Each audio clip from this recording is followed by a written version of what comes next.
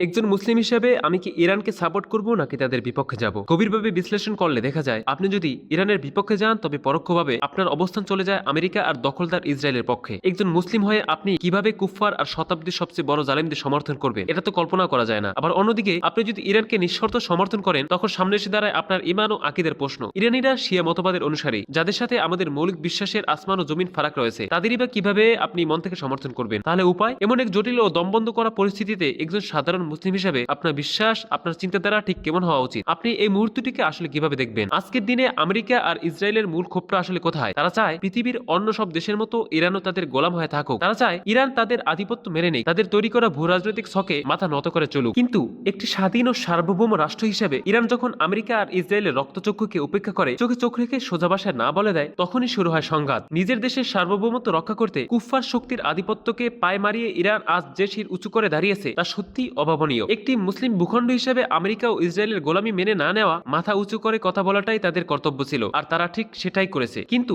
এর মানে কি এই যে আমরা আমাদের আকীদা বিসর্জন দিয়ে তাদের সমর্থন করব?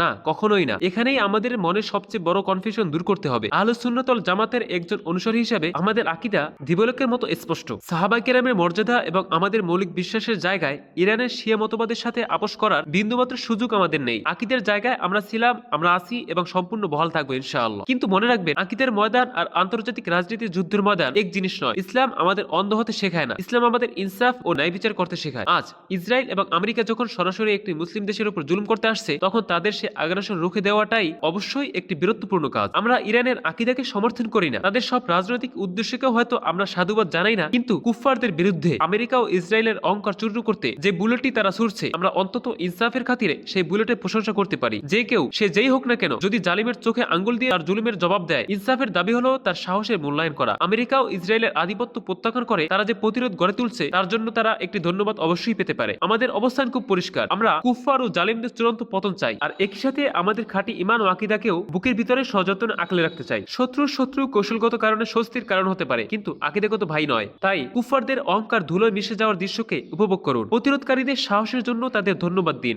কিন্তু নিজের বিশ্বাস ও আকীদার ক্ষেত্রে পাহাড়ের মতো অটল থাকুন। আল্লাহ আমাদের সবাইকে সঠিক রাজনৈতিক প্রজ্ঞা দান করুন এবং